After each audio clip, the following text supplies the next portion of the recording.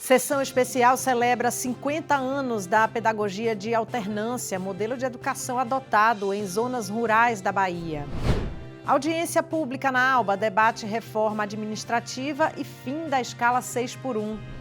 COP30, governo do estado apresenta ações da Bahia que destacam o estado como líder nacional na produção de energia eólica. Veja ainda a previsão do tempo com a chegada de uma frente fria e as notícias da política na Bahia e no Brasil. O Alba Agora está começando.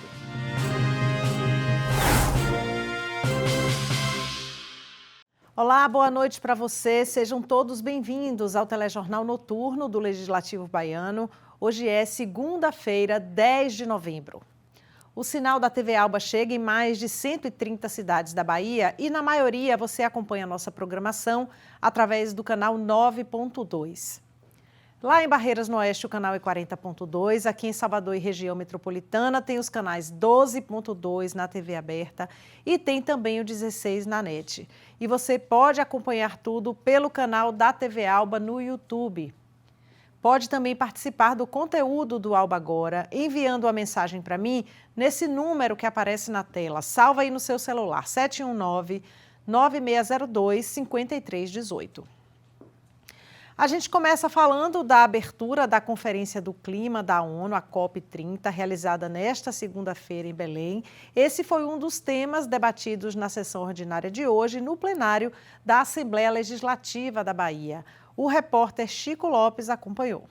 Durante a sessão, a deputada Olívia Santana destacou a importância dos investimentos realizados pelo governo federal para a realização da COP30. O Brasil gastou menos de 400 milhões na organização da COP. Essa conferência que é fundamental para a vida no planeta, para discutir um novo modelo, uma nova ordem mundial, que é urgente se a gente quer salvar a raça humana, se a gente quer salvar o meio ambiente, não é? A gente precisa apostar numa nova ordem mundial, uma nova ordem econômica que leve em conta a sustentabilidade como centro. O deputado Robinho afirmou que, nesse ano, a COP30 reuniu menos chefes de Estado no Brasil do que em edições anteriores realizadas em outros países. A COP28 teve a presença de 90 estadistas, presidentes, primeiros ministros. E a COP30 aqui no Brasil, que tem um ano, se fala de... E olha que o Brasil praticamente é o país que tem maior reserva. A Amazônia, a grande parte da Amazônia pertence ao governo brasileiro. Só 18 presentes, estadistas. Então a desmoralização, a credibilidade do governo federal não precisa falar. Contra números não tem argumento. Já o deputado Wilton Coelho se posicionou contra a privatização da Companhia das Docas do Estado da Bahia, a CODEBA, responsável pela administração de 3 portos no estado. Para o parlamentar, não há justificativa para a venda da empresa pública. É uma proposta de concessão por 35 anos, né, que pode ser prorrogável por mais 35 anos, ou seja, por 70 anos, sendo que o compromisso dessas empresas é de um investimento de 1,6 bilhões, sendo que a nossa empresa, a nossa CODEBA, teve um investimento de 2,4 bilhões em apenas 4 anos. Então, para nós, é algo extremamente danoso para o interesse público, para os trabalhadores da própria CODEBA, que entram numa situação de fragilidade total com as terceirizações que vão acompanhar isso. E é um problema também de soberania nacional, porque porto é muito poder. E na manhã de hoje, uma audiência pública no auditório Jorge Calmon, aqui da Alba, debateu a reforma administrativa e também o fim da escala de trabalho 6x1. Esse encontro reuniu diversas categorias do serviço público para falar sobre alternativas de modelo de trabalho. A audiência foi proposta pelo deputado estadual Wilton Coelho, do PSOL, que conversou com a nossa equipe. O fim da escala 6x1 é um anseio do nosso povo hoje e os diversos debates, a nossa audiência pública aprofundou esse tema.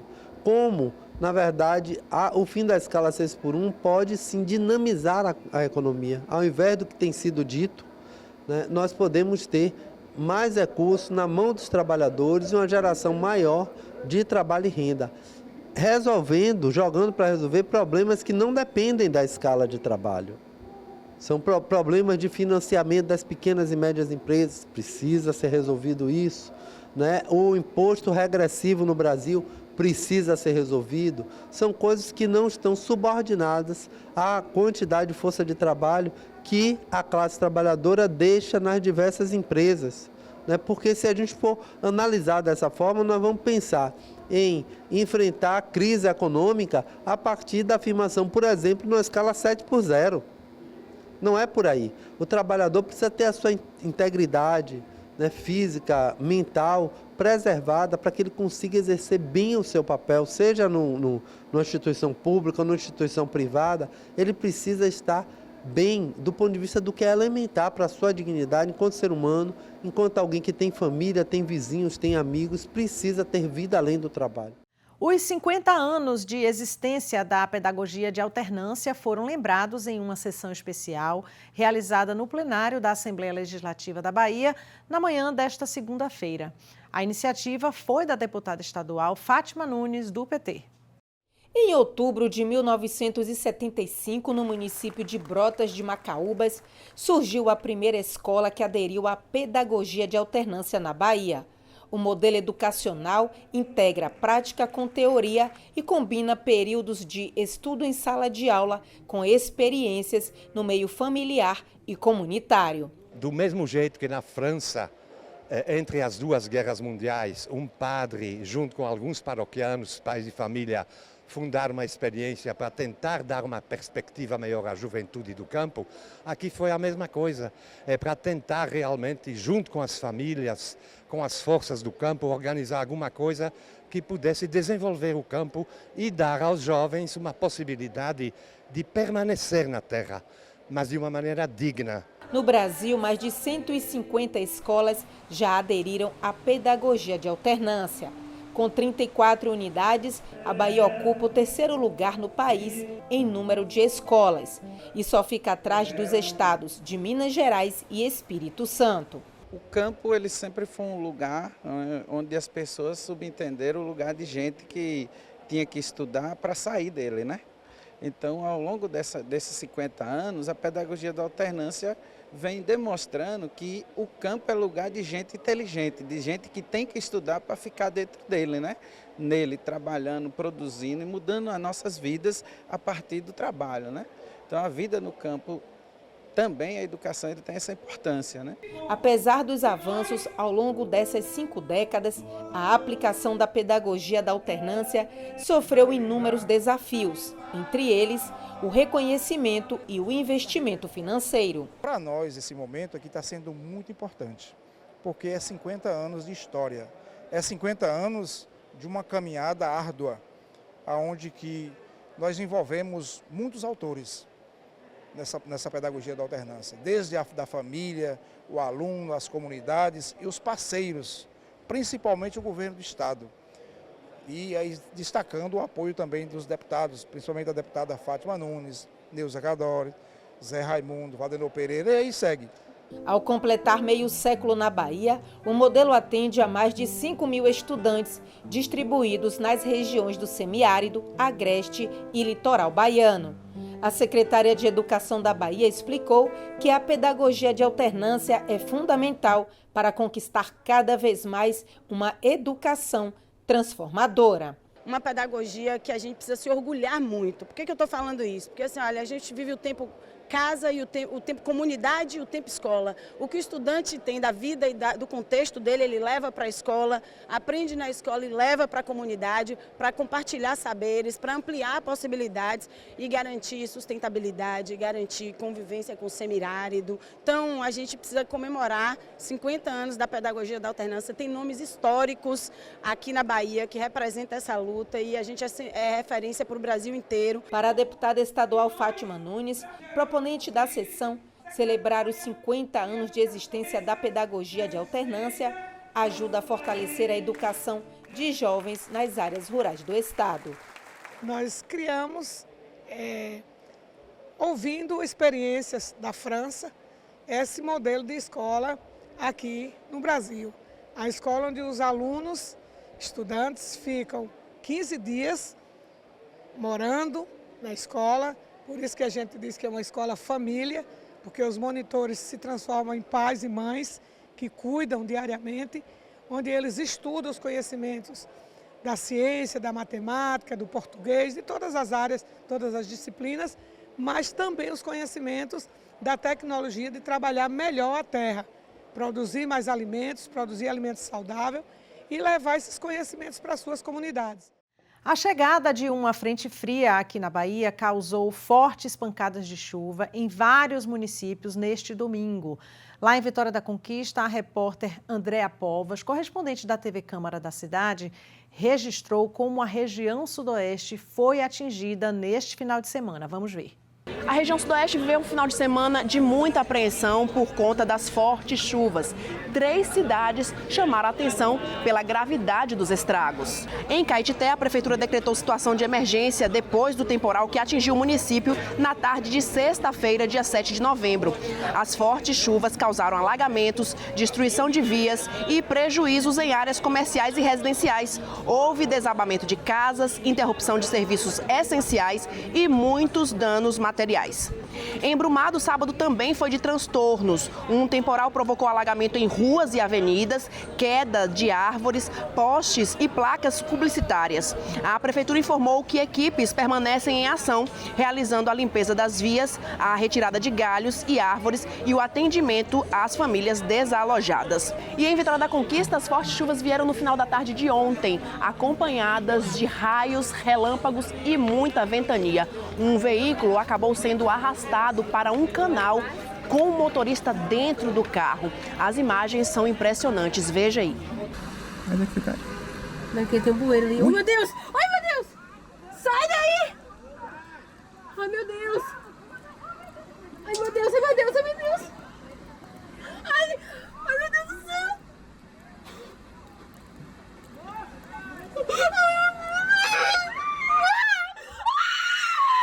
De acordo com a nota da prefeitura, o motorista Geraldo Saraiva, funcionário da Secretaria Municipal de Saúde, conseguiu sair do córrego e foi resgatado com vida. Ele foi encontrado na Avenida Bartolomeu de Guzmão e socorrido pelo SAMU 192 para o Hospital São Vicente. Apesar de ter engolido bastante água, ele passa bem. Foram cerca de 57 milímetros de chuva em apenas 20 minutos. A cidade ainda registrou outros pontos de alagamentos em outras áreas. As equipes da Defesa Civil estão prestando assistência às famílias atingidas e também monitorando as áreas de risco. Para os próximos dias, a previsão indica tempo instável, com diminuição das chuvas e dos ventos. Porém, o alerta da Defesa Civil continua por conta de alguns pontos onde o solo está muito encharcado e há risco de novos alagamentos. Voltamos ao estúdio. Hora da gente conferir como vai ficar o tempo amanhã aqui em Salvador. Tem chegada de frente fria no litoral, no sul e também na região do Recôncavo Baiano. Roda a previsão. A possibilidade de chover amanhã em Salvador é de 90%, segundo a Codesal, com risco de alagamentos e também deslizamentos de terra, rajadas de vento de 38 km por hora. Bora conferir aqui no nosso mapa como vai ser, então, a terça-feira aqui na nossa capital baiana. A previsão é que chova durante todo o dia, de tarde também, com o tempo nublado, chuva forte, como a gente falou agora há pouco, mínima de 22 e máxima de 26 graus. A chuva também vai chegar na região do Recôncavo, a gente vai ver aí, olha só, Cachoeira chove o dia todo, não só em Cachoeira, mas também em outras cidades lá da região do Recôncavo Baiano, mínima de 22 e máxima de 23 graus, ou seja, a temperatura cai um pouquinho nessa região. Agora a gente vai conferir a previsão do tempo na cidade de Ilhéus, lá também o dia amanhece chuvoso, depois tem algumas aberturas de sol, mas volta a chover na cidade. Mínima de 24, máxima de 25 graus e chuva também à noite lá em Ilhéus. Muito bem, em caso de emergência, você deve acionar a Defesa Civil através do número 199. A ligação é gratuita e o serviço funciona 24 horas. Agora a gente vai fazer um breve intervalo, não mude de canal. A seguir você vai ver que a Serasa está realizando um feirão para quem precisa negociar dívidas. Fique aí que o intervalo é bem rapidinho.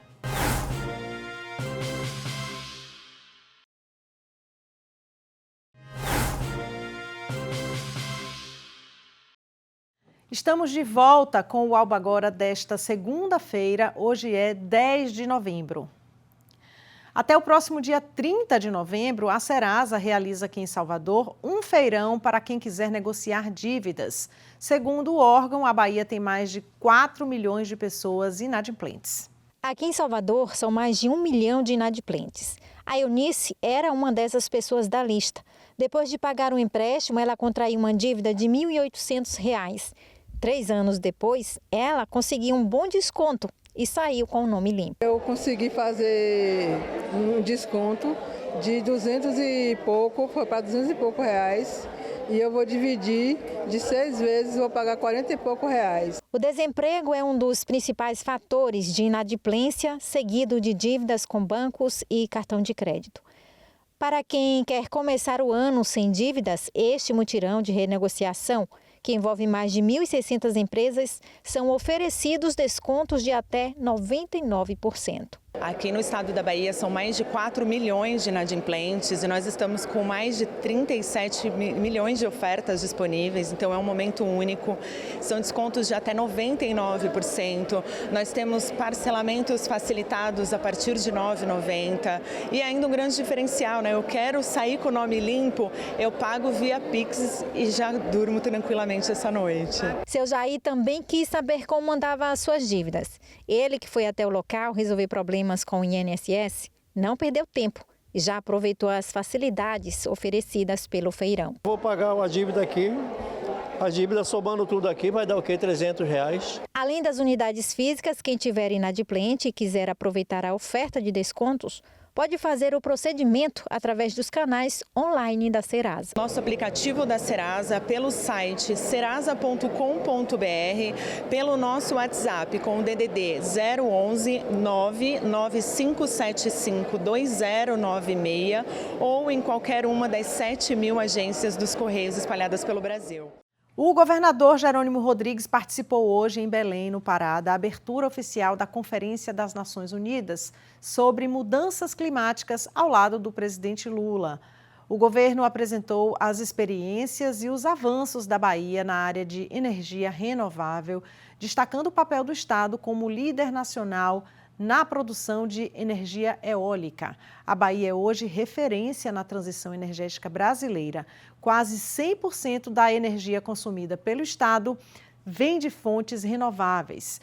O governador gravou um vídeo para as redes sociais. Vamos ver. Nós estamos aqui na COP, no Pará, com o presidente Lula e quem tinha que estar aqui, o ministro Renan. E aqui eu já aproveitei para a gente poder dialogar sobre os compromissos dele, do Lula, a gente, 324 e a ponte do Rio Jequitinhonha, que eu sei que ele está firme tocando nisso, não é isso, Renan? É isso, governador. Olha, a ponte lá da BR-101 sobre o Rio Jequitinhonha, nesses 30 dias nós vamos liberar para veículos mais pesados. O trabalho está andando e para todo mundo da 324 de Feira de Santana, que está se preparando para ir para Salvador nesse final de ano, Natal, Ano Novo, né? Férias de janeiro, nós vamos entrar com contratos novos para fortalecer o investimento do governo federal por lá e melhorar decisivamente a 324. Hora de você conferir comigo as notícias que estão em destaque no site da ALBA, al.ba.gov.br.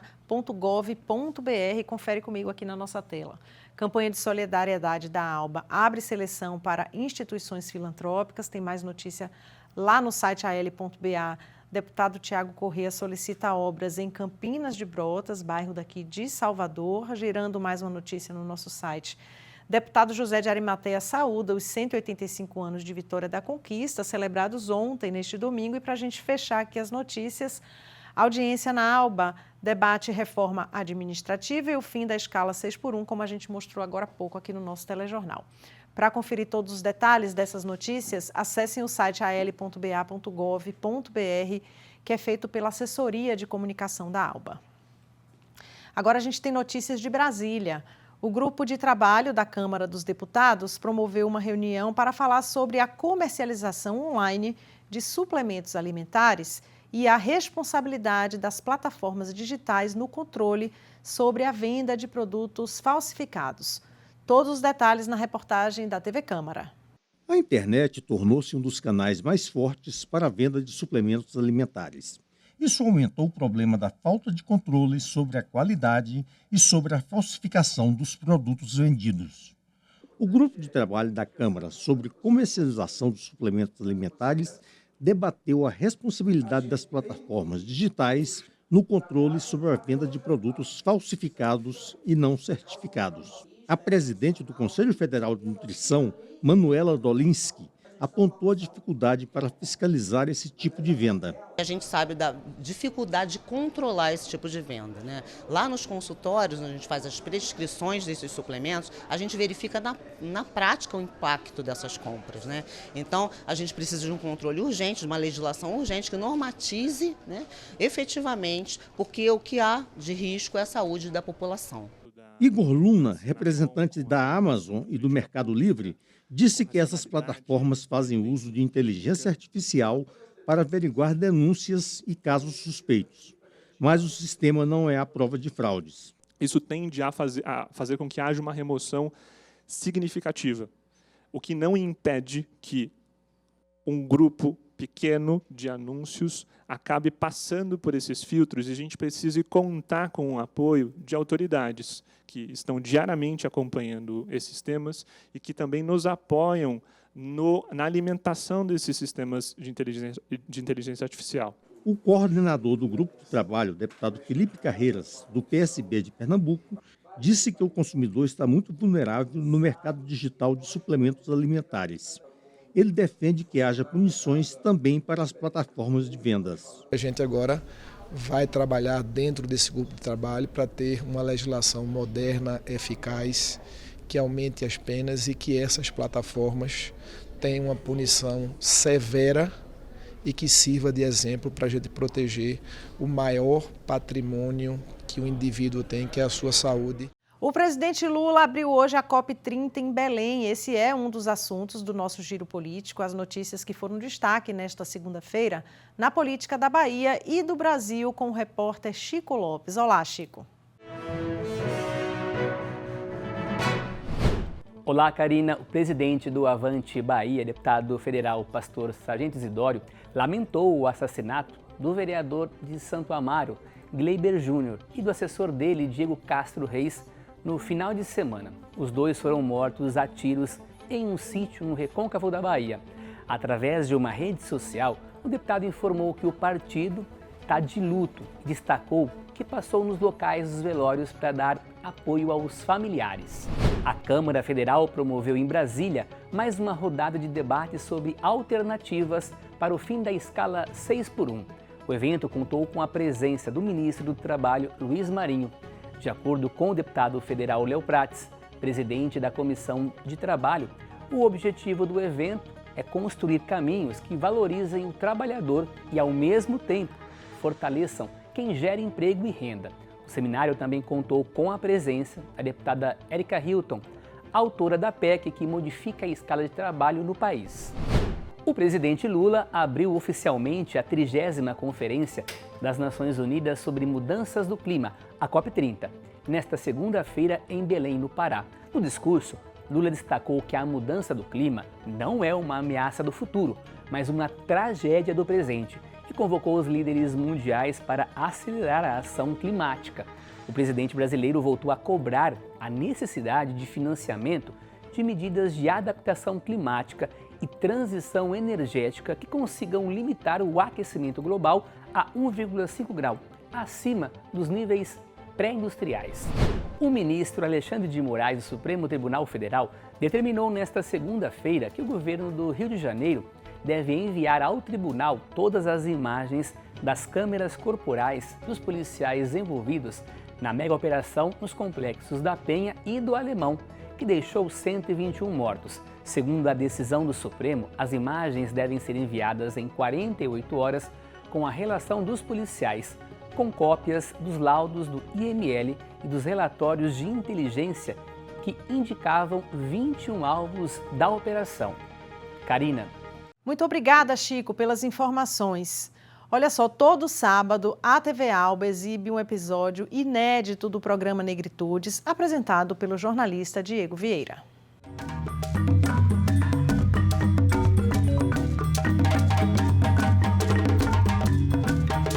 Todo Todo sábado você tem um encontro marcado comigo na temporada inédita do Negritudes na telinha da TV Alba. Tem debates, informação, histórias inspiradoras e, claro, convidados pra lá de especiais que falam da luta e das conquistas do povo preto. É sábado, 9 da noite na TV Alba. Te espero!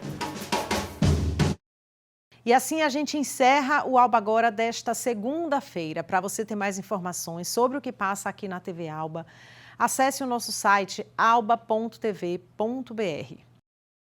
Siga também as nossas redes sociais e o nosso canal no YouTube, onde você encontra todo o conteúdo da TV.